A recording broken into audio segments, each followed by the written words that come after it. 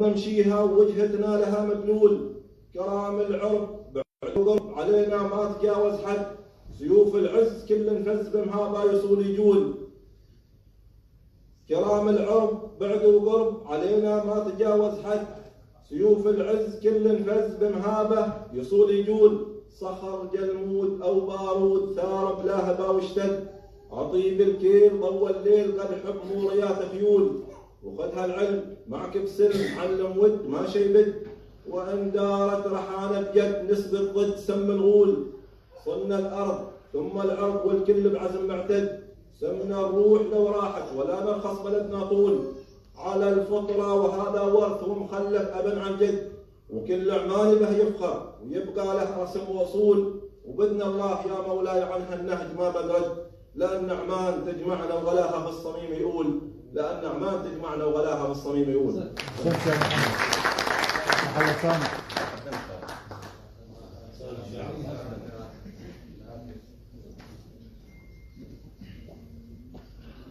ومن بين فقرات حفلنا الزاخر اليوم نصل إلى محطة ثرية بالفكر والإلهام، حيث نجتمع مع 3 من نماذج من الشباب العماني الملهمين، ممن صنعوا لأنفسهم بصمة مميزة في مجالات مختلفة، فكانوا مثالا للطموح والإصرار والعمل الجاد. في جلستنا الحوارية هذه سنتوقف معهم لنتعرف على رحلاتهم في التحدي والنجاح، ونستمع إلى تجاربهم التي تلهم كل شاب وشابة على طريق الحلم والإنجاز. فأهلا وسهلا بضيوفنا الشباب المبدعين وبكم جميعا في هذه الجلسة التي تجسد معنى الحوار البناء وتفتح نوافذ الأمل نحو غد أكثر إشراقا، والتي يديرها الفاضل راشد بن علي بن راشد الجاهل.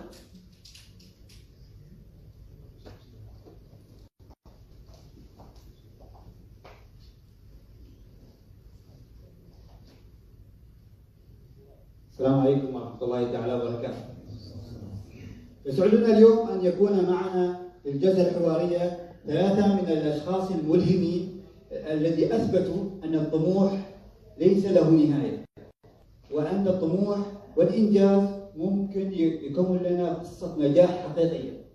3 من الوجوه الذين مثلوا الشباب العماني في المحافل المحلية والدولية أيضا، لكل واحد منهم قصة نجاح مختلفة، بس لهدف واحد، وهو الإنجاز والعمل الجماعي وأيضا الخدمة المجتمعية. خلونا نعلم من صعوبات إنجازات حقيقية، ومن الأشخاص ذوي الهمم الأستاذ الفاضل صبري الدرعي. يستاهل تحية. شكرا لك.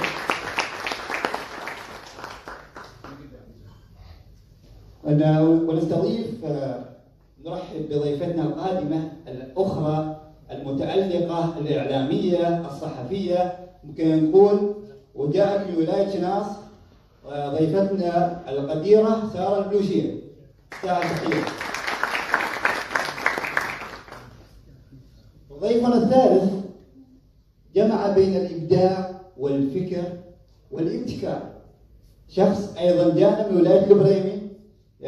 ولاية البريمي ولادة لهذه الابتكارات والأشخاص ذوي الإنجازات، وأيضا هذا الشخص أنا أرسلهم من الكثير ويعتبر قدوة لي شخصيا يعني. فخلونا نرحب المهندس مازن البادي. شاهد. أيوه.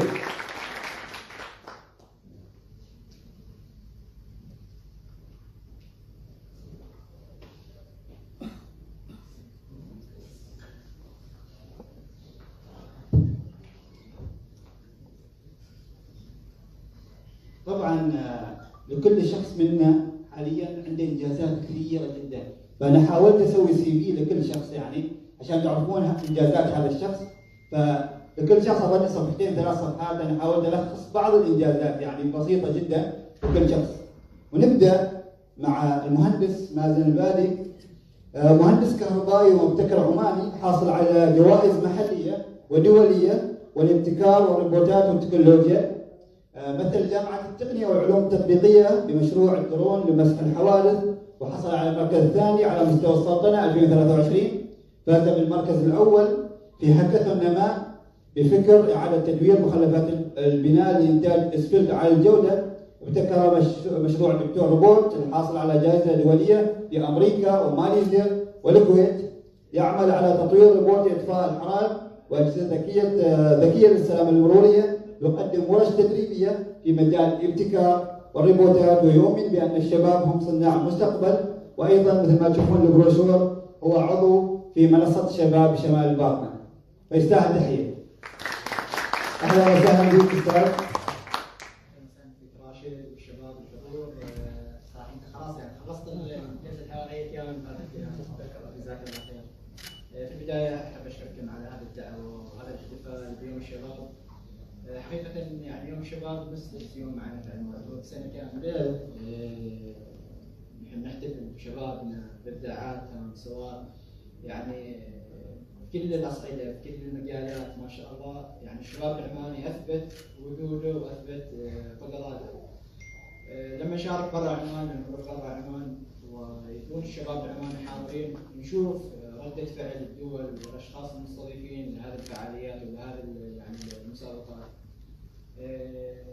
واحدة من الأشياء اللي صارت معانا يعني اللي لحد الحين دائما يعني في المحاضرات وفي الورش ننظر فيها الشباب.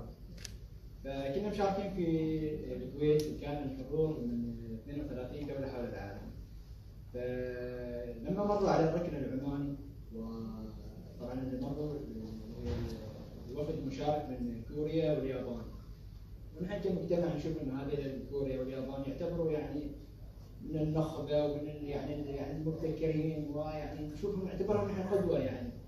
فلما مر علينا نحن وشافوا الابتكارات الموجوده معانا وشافوا التقنيه اللي وصلناها نحن كشباب عمانيين، سالونا سؤال واحد: انتم كيف قدرتوا نحقق اشياء نحن نعتقد سابقا ان يعني نحتاج ان نوصل يعني امكانيات وقدرات عاليه جدا، ولكن من اشياء بسيطه ممكن ان نوصل للعالميه بحركه السلطات. شكرا لك مهندس مازن على هذه الاطراء الجميل، جزاك الله خير. ننتقل الى ساره بنت عبد الله بن محمد البلوشيه، خريجه بكالوريوس تخصص اتصال جماهيري صحافه، وحايزه على جائزه افضل منتج مستدام لسنه 2025 على مستوى السلطنه. انا كنت حاضر هذا الانجاز، كان في انجاز عمان لهذه السنه. خريجه جامعه التقنيه والعلوم التطبيقيه بصلاله سنه 2025. اهلا وسهلا بك ساره. اهلا وسهلا استاذ راشد. اول شيء السلام عليكم ورحمه الله وبركاته. اوجه رساله شكر على استضافتكم وعلى اهتمام السلطنه في الشباب العماني ويوم الشباب العماني. مثل ما ذكر الاخ ان الشاب العماني ليس له يوم، انما الشاب العماني عنده كل هذه الايام، وانت كشاب عماني تقدر ان تحصل انجازات كثيره. شكرا لك استاذه ساره. ننتقل الى صبري الدربي. سيرته كبيره جدا، فانا حاولت الخص كثر ما اقدر يعني. شاب عماني طموح، حول التحدي الى انجاز والاعاقه الى دافع النجاح. تعرض لحادث السير في عام 2007 تسبب له بشلل نصفي سفلي، لكنه يعتبر تلك اللحظه هي بدايه جديده لحياه مليئه بالاصرار والطموح.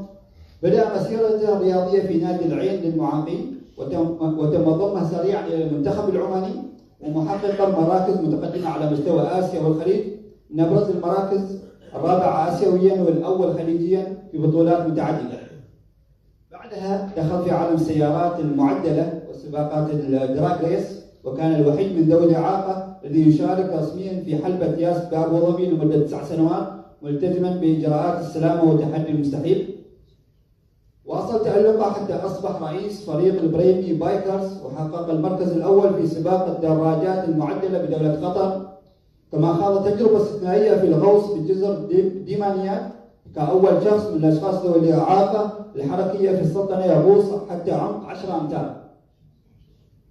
واليوم يجمع صبري بين الشغف بالموستنج والدراجات المعدله وبين عالم ريادة الأعمال، لكنه مثال حقيقيا على أن الإرادة لا تعرف حدود، وأن الشاب العماني قادر على تحويل المستحيل إلى ممكن. فهو اصلا ما كان يعرف ان احنا عمانيين، لما قلت له ان احنا عمانيين هو انصدم، كان يقول لنا هذا احنا نستورده من عمان اكثر شيء والامارات. خلاص انا خلصت يعني هذه المحادثه ومر عليها وقت طويل، وانا افكر لما كنت بصلاله قلت احنا يعني نصدر برا، بس ايش الكميه اللي احنا نصدر فيها؟ ولو خلصت هذه الكميه وايش بصير؟ من هنا يعني بدت البدايه، لحد ما في النهايه اللهم لك الحمد ابتكرنا منتج اعلاف سمكيه مختصه بالربيان، بحكم عمان فيها 24 مزرعه سمكيه، هذه المزارع السمكيه كلها تستورد الاعلاف من برا عمان، ما عندنا منتج وطني عماني اعلاف عمانيه. فبدأنا بالتصنيع والحمد لله اثبتت فعاليته، وحصلنا على شهاده اختبارات ظفار انه منتجنا فعال ويحتوي على نسبه بروتين 45.1% وتعتبر النسبه الاول عالميا بهذا الكميه. هكذا تكون البدايات فإذا بدأ. فما شاء الله عليك يا أستاذ سارة. أستاذ باشمهندس مازن، كيف كانت بدايتك؟ يمكن أنا من أول الأشخاص اللي كنت معك في بداياتك، بس كيف كانت بدايتك؟ وكيف من كان في بداياتك؟ في البداية ترى راشد أحد زملاء الدراسة معنا كان في الجامعة، واحد من المتابعين بدايات مازن. يعني ما نجيب الحشي كامل. في البداية عام 2019 أنا وزميلي عبد الله بلوش موجود هنا في الخلف. نحن نقوم معانا في الجامعة كل مرحلة عندك الدبلوم العالي والبكالوريوس، أنت يطلب منك مشروع تخرج.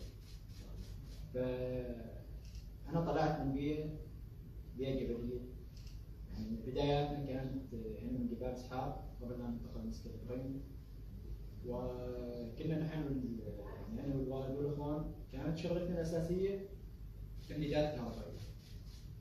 يعني الوالد كان شغال، معظم يمكن اللي عنده الكهربائية اللي تشوفونها هنا في جبال سحاب الوالد شغال في الشركة اللي يمكن هذا العملية. فعودنا على انك لازم تكون يعني بشيء مختلف، لازم تكون بشيء مميز على اساس انك انت تطلع وعلى اساس ان الناس اللي تعرفك. فجلسنا مع زميلي عبد الله قلت له مشروع التخرج معنا لازم يكون شيء مختلف، لازم مشروع يكون مميز ونرفع فيه اسامينا. هذا المشروع التخرج هو اللي يكون مفتاح الوظيفه لنا بعدين. فجلسنا معنا انا وعبد الله تقريبا قرابه شهر نبحث. في نفس الفتره لو تذكروا الحادثه اللي صارت في صحن، الاسره اللي توفى تقريبا 6 اشخاص من الحريق اللي صار في البيت اللي صار، الله يرحمه. الاسره كامل فقدناها في خلال بالضبط ساعه او ساعتين بسبب المشكله اللي صارت في الكهرباء. فاتفقنا انا وعبد الله بنمكن حل هذه المشكله. فانطلقنا وبحثنا وبدينا اول ابتكار له علاقه باكتشاف الحرائق واطفائها. كان هذا اول ابتكار موجود معنا في السلطنه. والحمد لله رب العالمين بحكم ان الجامعه كانت يعني موفره على البيئه، وفروا لنا مختبر، اعطونا الاغراض وبنشتغل. لما بدينا نشتغل حرقنا كل شيء. اول ما بدينا نصل لان ما عندنا خبره ابدا في الموضوع، نحن عندنا فكره ولكن ما عندنا خبره في الموضوع. اول ما بدينا نوصل الكهرباء وكذا نروح نستقرض من المكتب كامل. انت شو ما تسوي يعني؟ خذ الفكره من عند المحاضر مالك وابدا المشروع وكمل يعني في نفس الجامعه عفوا. لكن لما تتحزم بربع ما شاء الله عبد الله وزميلنا الثاني محمد المقبالي يعني لا قبل نحن نكمل. وبدينا عمليه البحث بالبسمه، بدينا نتعلم بالبسمه، استغلينا اليوتيوب المواقع الموجوده في ذيك الفتره، كان ما موجود ذكاء اصطناعي، ما موجود شات جي بي تي والى اخره يساعد. فبدينا بالابتكار الحمد لله رب العالمين، وانطلقنا عام 2019 كاول مشروع، وبدينا نشارك فيه في المسابقات، حصل على جوائز على مستوى المركز الاول في الملتقى الطلاب في المصنعه، وكذلك في نزوه، وكذلك في على مستوى الجامعه. جاءت فتره كورونا واضطرينا نتوقف، وحولنا نفس الفكره نفس المشروع الى مشروع خاص بالجامعه للتعقيم. بعدين انتقلنا الى مشاريع ثانيه لها علاقه بالدرون وعلاقه بالذكاء الاصطناعي. بدينا نقدم ورش، ابتدينا من صلاله، مرورا بمسقط، الباطنه، شمال، جنوب، الشرقيه، الداخليه، نقدم وننقل تجربتنا لعل وعسى احد يطلع من هذول الطلاب يوم من الايام مبتكر ونشوف على ارض الواقع الابتكارات الموجوده. والحمد لله رب العالمين مستمره في المجال. عايزين نشارك اخر انجازات كانت بدايه السنه، حصلنا على الميداليه البرونزيه في معرض في السيليكون في الولايات المتحده عن ابتكار دكتور روبرت. هذا الابتكار طلع في فتره كورونا، وكانت فكرته الاساسيه عزل الكادر الطبي عن الاختلاط المباشر بالممرضه. والمشروع حاصل على براءة اختراع وكذلك حاليا قيد التطبيق.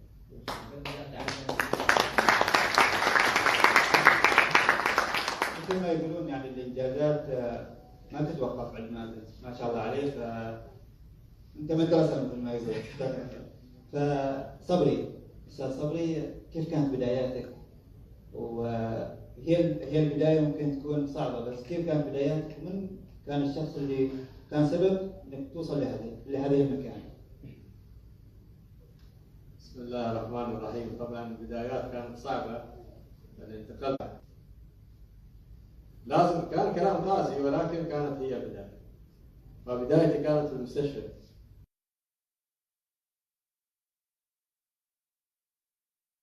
ينتقل من السرير الى الكرسي عشان اروح اربط العلاج الطبيعي، حصلني انا جاهز معه وراكب الكرسي.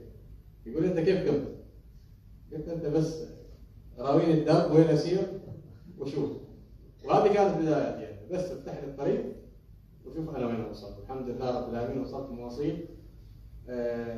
شخصيا انا فخر بها. شخصيا انا يعني طلعت من حاله الى حاله اخرى، كاني انولدت من جديد وبديت انجازاتي من اول وجديد. فالحمد لله رب العالمين. هي بالضبط.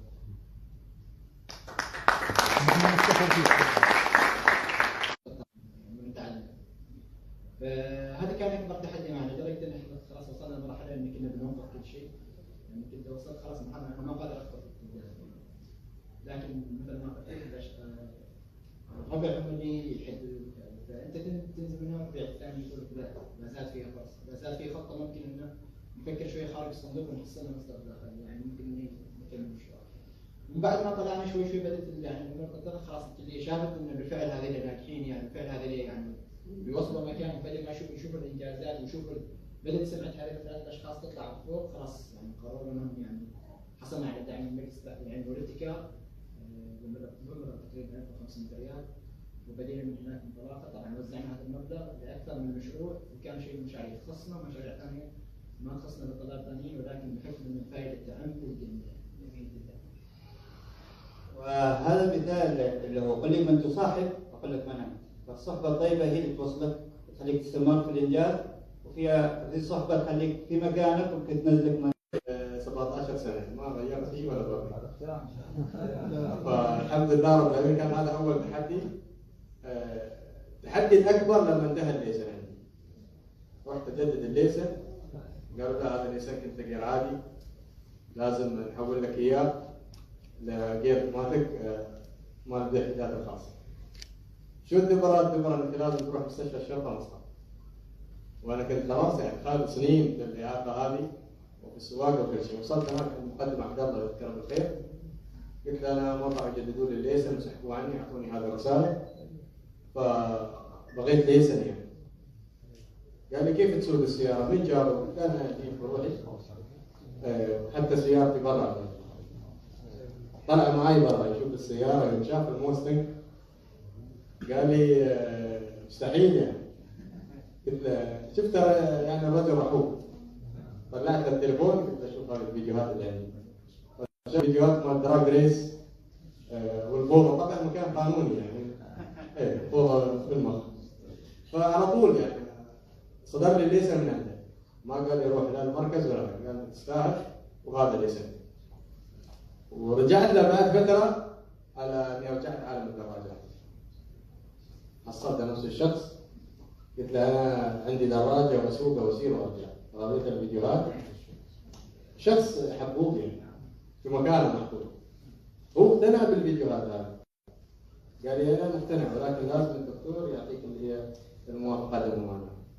كان دكتور برتبه مقدم هندي الجنسيه، كلمته وراويته الفيديوهات قال لي لا يا كان you have to bring back here and see here. قلت له حاضر. رجعت بريمي نفس اليوم، تحركت نفس اليوم بالدراجه الى مسقط الليسن. صبحنا الصبح عند المقدم قال لي انت على بريمي؟ قلت له من جاب الدراجه؟ قلت له راعيها جابها. من راعيها؟ قلت له انا. قال لي يا اخي انت وش اسوي بك انا؟ المهم قال لي روح المشرحه اخذ في نفس المحبط هذا مال الكتاب. قال لي اعتبر هذا المكان جوار، ادخل بالاشاير واطلع بالاشاير. ودخلت انا وطلعت بالاشاير وكل شيء. اصدروا لي الليسن في نفس اليوم. وهذا اول ليسن مرة ذلك حتى في الخليج ما عندهم انه ممنوع يسوق اصحاب الهمم درجات نازله. فالليسن الوحيد اللي موجود باسمي انا والحمد لله رب العالمين. هذه جهود شخصيه والحمد لله المخ كان متفهم. الحمد لله رب العالمين. هذه الانجازات براءة اختراع يعني عندك الموضوع عند الموضوع عشان براءة اختراع للجهاز. فما شاء الله مثال الشخص المكافح اللي ما شيء وقفه، يعني جهاز بتقريبا 2000 ريال او 200 ريال الى جهاز ب7 ريالات يعني. هذا يعتبر انجاز، هو قلل التكلفه وزاد الكفاءه مثل ما يقولون، يعني 17 سنه ما اقترب الجهاز، هذا احسن من الاجهزه الموجوده يعني. فننتقل للساده ساره، اطلنا عليك. شو التحديات اللي واجهتك والفرص؟ تحديات أنا صراحة ما حسيت إني واجهت تحديات صراحة، ولكن اللي واجهت شوي من تخصص الصحافة ومنتج اللي ذكرته هندسة. فلما دخلت الهندسة كل واحد من مش المساترة يقولوا لي يعني كنت في الصحافة ومعروف في الإعلام في الجامعة وكذا، كيف أنت ليش دخل مبنى الهندسة ويش وما كان حد يساعدني، كان في معنا مشرفة ولكن يعني كل شيء كان يعني باي ذا تيم، ما في حد ساعدنا، وهذا شيء يعني نحن جدا فخورين فيه الحمد لله. وبس هذا هو التحدي تقريبا اللي واجهناه. بعدين الفرص واختبارات ضفارة خدمتنا، وفرنا المكان كامل مؤهل بكل شيء واحنا فقط ننتقل استاذ صبري الى المحور الثالث، هو النجاح والاثر. ما هو الانجاز اللي يعتبر نقطة تحول في الحياة؟ نقطة النجاح طبعا كل تفوق بالنسبة لي أنا نجاح الحمد لله رب العالمين. شاركت في محافل كثيرة جدا في التحديات الحمد لله رب العالمين، كان اسمي يسجل بالذهب الحمد لله رب العالمين. عندي دراجة خطها شاسي واشتغلت عليها بروحي ورقمتها أمان، والحين تاخذ المراكز الأول أمان وطبعا آخر مسابقة فزت فيها اللي هي بطاطا شو في قطر، اخذت المركز الاول الحمد لله رب العالمين. هو انجاز نقطة تحول في حياتك. اول انجاز خذت الرابع الاسيا في بطولة اسيا في ماليزيا. كنت وقتها العب في فريق الامارات، منتخب الامارات لرفع الاثقال، حتى كانوا في تيم عمانيين موجودين استغربوا. قال لي انت من وين طلعت؟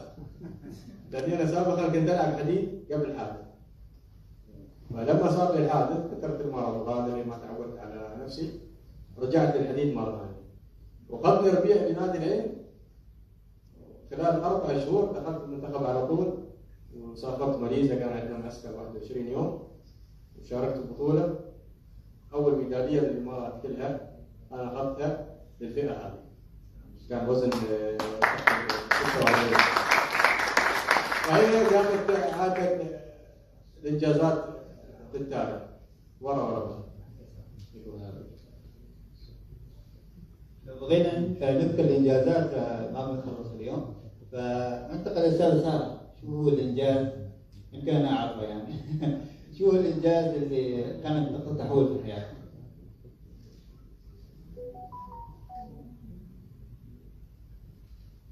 أنا حصلت جائزة أفضل منتج مستدام على السلطنة المركز الأول، يعتبر هذا أفضل إنجاز صراحة أعطيه، وإني مثلت سلطنة عمان في الصين لعام 2025. أستاذة سارة، أنا كنت معك في تحضير الإنجاز عمان، شو أثرك أمام التيم اللي كان عندك في إنجاز عمان؟ شو اللي أثرت فيهم عشان تصلون للإنجاز وأفضل منتج مبتكر على مستوى السلطنة؟ صراحة الإصرار، دائما التيم كان يعني يمر بلحظة ضعف، وهذا شيء طبيعي كل حد يمر عليه، إن أحيانا إن سنة كاملة إحنا نشتغل على شيء فدائما يمروا فترة ضعف، وما أخفيكم إن أنا كنت أمر فيها ولكن كنت أعيشها بيني وبين نفسي فقط، ما كنت أظهرها. فدائما كنت أقول حقهم لا، يعني نحن داخلين نشجع نطلع، ما داخلين نسوي شيء ثاني. فدائما هذه الجملة اللي كنت أرددها عليهم. تحية، تستاهل تحية. طبعا انجازات كثيرة بس مهندس، بس انجاز واحد كان نقطة تحول لك كمازن في البلد. والله كان 2020 تقريبا كان عندنا مؤتمر دولي اونلاين بمشاركة 132 دولة عالمية من مصر واليابان والصين دول الخليج وتونس الجزائر، دول تعتبر كبيرة في الجبل، نحن كنا مشاركين العمانيين الوحيدين. فمن هنا كان أول فوز لبحث علمي يخص مجال التكنولوجيا والابتكار. فمن هنا يعني خلاص اتضح ان طبعا نحن قادرين يعني ما فاز يعني مثل ما فزنا على هذه الدول قادرين يعني ننطلق في هذا المجال. من بعد عدة انجازات الحمد لله ربنا على مستوى الدول يعني المحلي، وكذلك انطلقنا الى ماليزيا والكويت والولايات المتحده، ولكل مسابقه كانت لها تصميم مختلف شعور مختلف. ولكن ارجع واقول انه نحن الشباب العمانيين حينما يحل الشاب العماني يعني سبحان الله من طبيعته انه يعني يطلع بانجازات، ويعني يروح هو متحدي، يروح هو فايز ويرجع هو يعني بالغنائم. يعني نحن كنا تقريبا رايحين ماليزيا 4 اشخاص، كل شخص في مجاله راجع في المركز الاول يعني. وترى مش سهل جدا انك انت تنافس هذه الدول، يعني الدول تعتبر متقدمه تكنولوجيا ويعني بعلماء والى اخره، وانت تطلع من دوله تو تعتبر بادئ في هذا المجال وتحصل على هذه المراكز، هذا يعتبر جدا شيء كبير. جميل جدا. طبعا اللي ما يعرف مهندس مازن موظف في الشركة الصينية موجودة عندنا في سوهاج، فأنا لازم شوية أطلع من سياق الحديث، فبقينا جمل صينية ومعناها بالعربي. هو جالس يحضر هذا السؤال من أمس ويقول بسألك سؤال بوضحك فيه. طبعا ما في تعرف أننا نشتغل في الشركة الصينية اللي موجودة هنا اسمها يونايتد بوليسيليكون. هذه الشركة مختصة في إنتاج مادة البوليسيليكون، وهذه المادة اللي تدخل في صناعة الأجهزة الإلكترونية، يعني التليفونات، الكمبيوترات، اللابتوبات، حتى بعض السيارات تدخل فيها هذه المادة. الشركة اختارت عمان بحكم يعني موقعها الاستراتيجي وبحكم التسهيلات اللي وفرتها لها السلطنة. المشكلة اللي صارت إن الصين حصلت على بلوك من أو حظر من الولايات المتحدة، فصار ما يقدر يصدر هذا المادة. فاختار السلطنة انهم يسووا هذا المصنع ويبدأ انتاج هذا المادة. فتقريبا نحن عدد العمانيين 200، يعني عدد الموظفين كانوا في الشركة 1000، لكن عدد العمانيين 200 والبقية كلهم صينيين. فأنت مضطر انك شوية يعني تتعلم الصيني فبعض الجبل الصينية يعني شيء شكرا يعني ني هاو ما كيف حالك زين. بعد وموبايل يعني انا فاهم انت شو جالس تحاول توصل لي. شغال هو الغداء سوشي. السوشي معناته انه بريك. احنا سابقا على بالنا ان السوشي لا يجزي الوجبه هذه، ولكن التحدي الكبير ترى انه كل يعني نفس مثلا مع الباطنه لهجتهم مختلفه تماما عن مثلا يعني الجنوب وشمال مختلفين شويه، النطق يختلف في بعض الكلمات. فهناك بتصير مثلا السوشي تعتبر بريك، اشخاص يعني معينين من جهه معينه يتكلموا بهذا اللغه. منطقه ثانيه لا تعتبر هيك عادتين يعني شيء، فاذا ضبطت النطق كلمه غلط فيها. الصينيين بشكل عام يعني الفرق ما بينهم وبينهم يعني 24 ساعه يحط بس في الشغل، لا تعطيه اجازه، لا تعطيه اجازه، ما يحب شيء اسمه اجازه. يعني حتى لما مثلا عندنا احنا اجازه عيد الجمعه الوطني والاجازه هو يتحصل ضايق يعني في داون ذاك اليوم، يعني استغرب حتى انت كيف تسكب اجازه. والشيء الثاني اللي يعني التحديات الموجوده معاهم طبيعه الاكل. انا لما رحت الصين هناك معاهم يعني رجعت ناقص 5 كيلو لكن وعاد اخر موقف يعني هذا من ضمن الاشغال اللي كنا نسويها نحن نفتح البوكسات وكذا ونصب المعدات وكذا. ففتره الشباب اصلا اللي هو غول يعني بالعباره اسمها تعبان. فنحن عمالين مرتبشين على اساس ان هذا هو مستانس. قال حصلت الشباب العاشر يوم حصلنا هو مستانسين يعني. هذا صدق عادي يعني. سالوني شو درجه السميه لهذا هذا النوع هذا. فضروري عشان اليوم.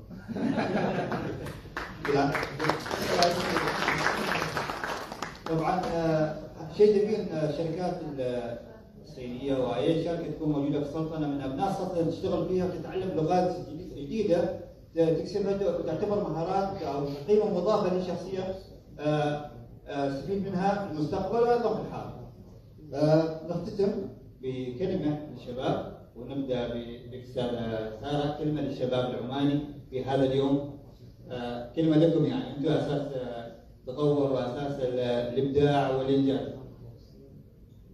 والله باختصار جملة بسيطة إن الشاب العماني قادر، ولو يعني كان يعني دائما طبيعة الإنسان إنه شوية يقلل من نفسه بداخله، ولكن أنت لو جلست مع نفسك وفكرت بتشوف إنك أنت قادر إنك تسوي أشياء يعني وتوصل يعني السلطنة صايرة وايد تعطي الشعب العماني فرص بشكل، لكن هو بس لازم شوي يبحث عنها ويدور عليها ويشوف إنه وايد في فرص أصلا. شو مستقبل الشابات العمانيات في السلطنة حاليا؟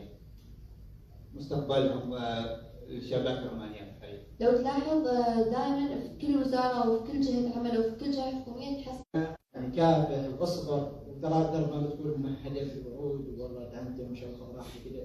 في كل بلد وفي كل منطقة وفي كل مكان راح تواجه تحديات وراح تواجه منافسين، لكن الفوز يصبر ويستمر باستمرارية. الاستمرارية استمر في التطوير، استمر في التعلم، استمر في البحث، استمر بانك انت تطور من مهاراتك وتطور من شخصيتك، لانك انت في النهاية انت اللي راح تمسك. من اللي راح يمسك من بعد هذا الجيل المناسب؟ نحن كشباب. فامتداد هي الكلمة اللي تعبر عننا نحن كشباب عمانيين، امتداد للثقافات والحضارات وتطوير مستمر. شكرا لكم على هذا الإطراء الجميل. أتمنى الجميع استفاد من التحديات ومن المسيرات الملهمات اللي الشباب العماني ساروها من جهة الأستاذة سارة وأيضا الأستاذ صبري ومهندس مازن. شكرا لكم. فأقول لكم كلمة أخيرة: إن لم تسعى لن تلقى، فاسعوا للشيء اللي تكتبونه وتوصلون له مهما طالت المدة. فشكرا لكم. في قصيدتين تعبران عن روح الشباب وعن حب الوطن الذي يسكن القلوب، فلتتفضل الشاعرة مشكورة لترسم بكلماتها لوحة شعرية مدلولة ألوانها. هنا وبهذا الحفل لنا كلمة سنواصل هذا المشوار ولنفتح ألف مسار، لأن يوم الشباب العماني ليس كأي يوم، ليس كأي يوم.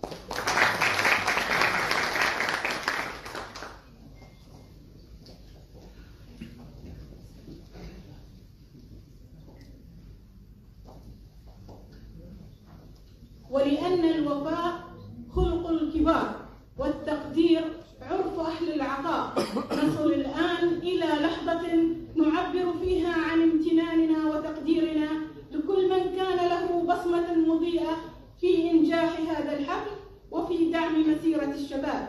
ففي يوم الشباب العماني نهدي رموز الشكر والعرفان لمن شاركونا المسيرة وساندوا الفكرة وآمنوا بطاقات الشباب وإبداعهم. فليتفضل مشكورا راعي حفلنا بمعية الفاضل صالح الحمداني رئيس مجلس السحار الثقافي والفاضل عبد الله العجمي القائم بأعمال الرئيس.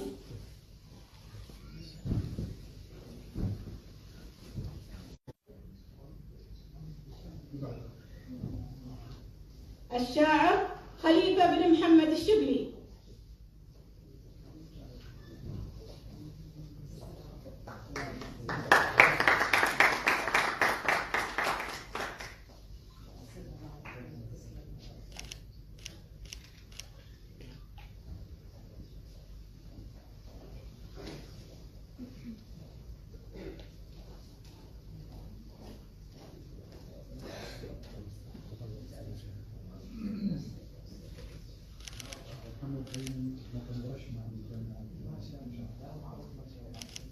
الفاضل مازن بن راشد الباجي.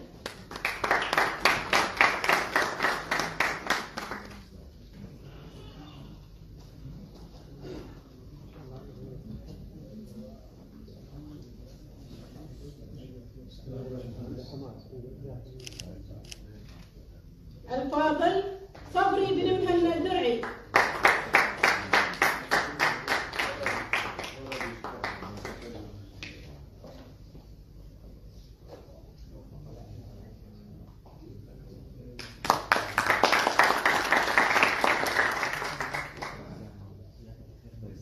الشاعرة فاطمة الفروسية.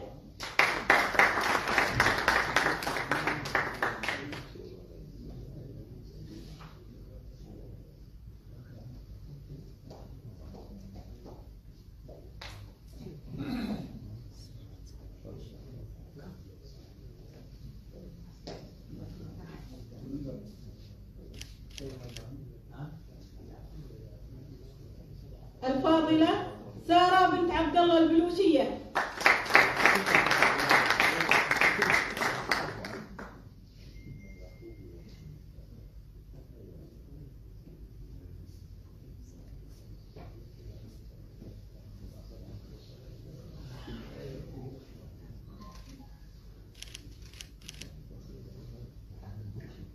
الفاضل راشد بن علي الجابري.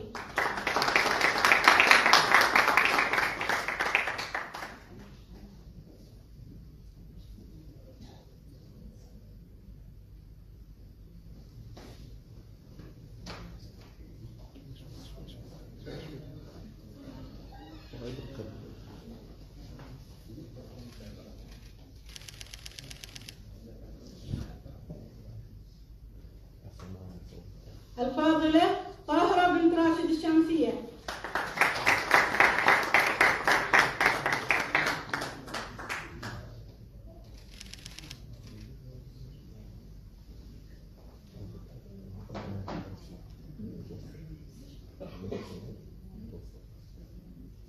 بكل مشاعر التقدير والامتنان نتوج هذه اللحظات الجميلة بتقديم أسمى عبارات الشكر والعرفان لراعي حفلنا الذي شرفنا بحضوره الكريم ودعمه المتواصل لمسيرة الشباب، وما وجوده بيننا اليوم إلا هو دافع لمزيد من العطاء والإبداع وتجسيد حقيقي لمعنى الدعم والرعاية الكريمة.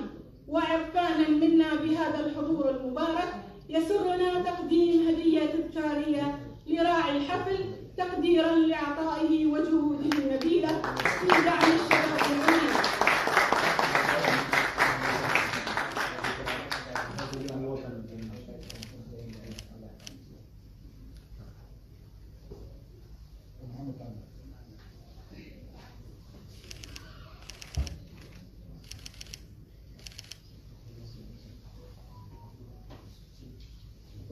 ووالد الأستاذ صالح حمداني كهدية مقدمة مني أنا شخصيا ومن أعضاء المجلس. حولت براند سعيد لصناعة حلوى العمانية إلى براند آخر، وهذا البراند راح نستخدمه في جميع المشاركات الدولية والخليجية للمجلس. اولا شكرا استاذ سعيد، شكرا يستاهل المجلس. طبعا الجهود التي تبذل في المجلس شاهد الله سبحانه وتعالى انها جهود للجميع، جهود ابناء واعضاء هذا المجلس.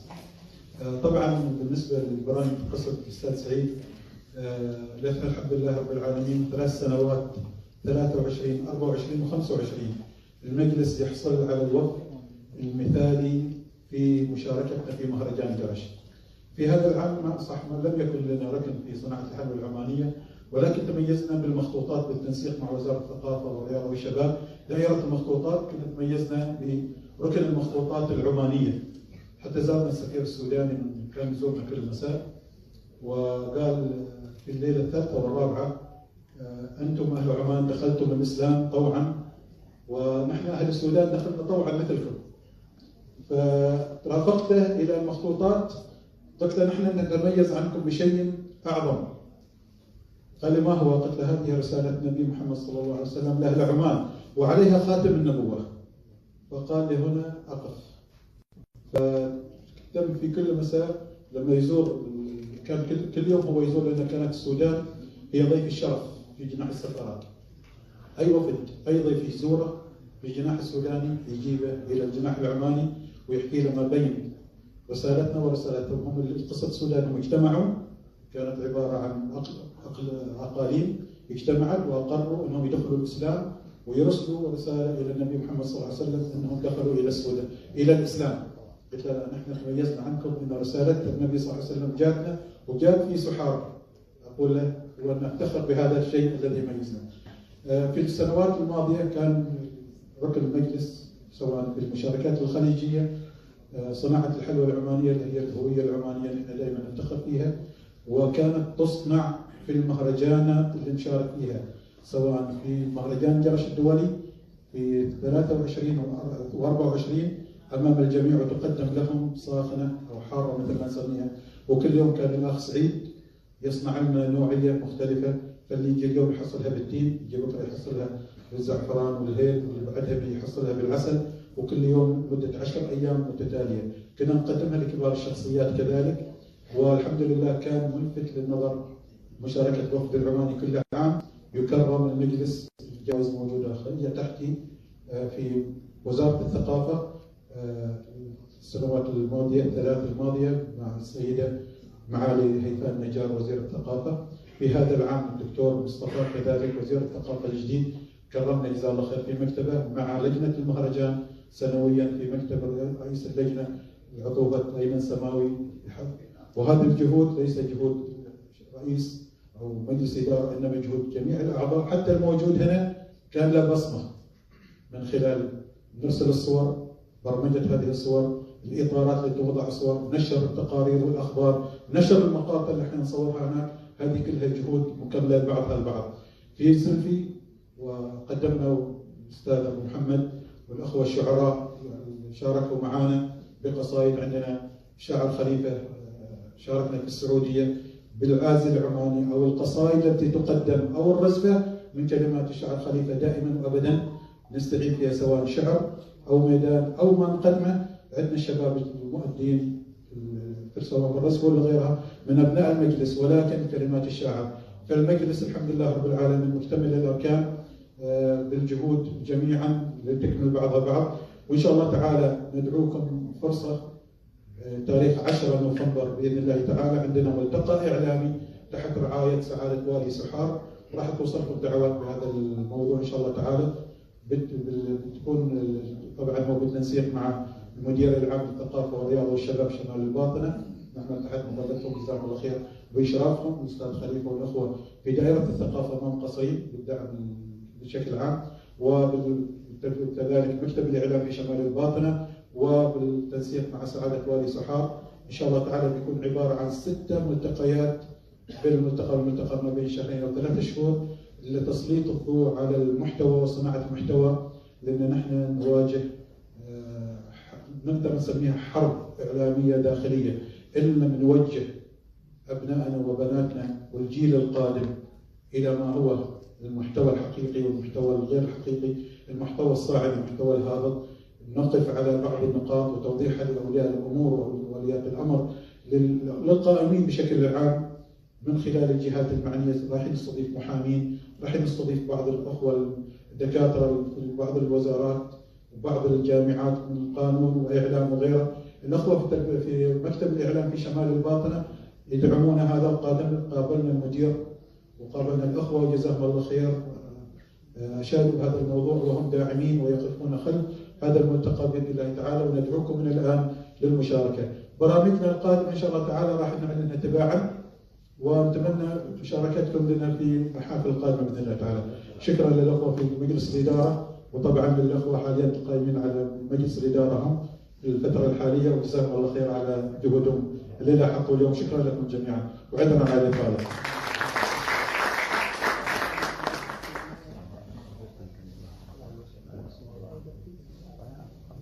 ها قد وصلنا إلى ختام حفلنا المشرق الذي أضاء بوهج الشباب وامتلأ بروح الطموح والعطاء.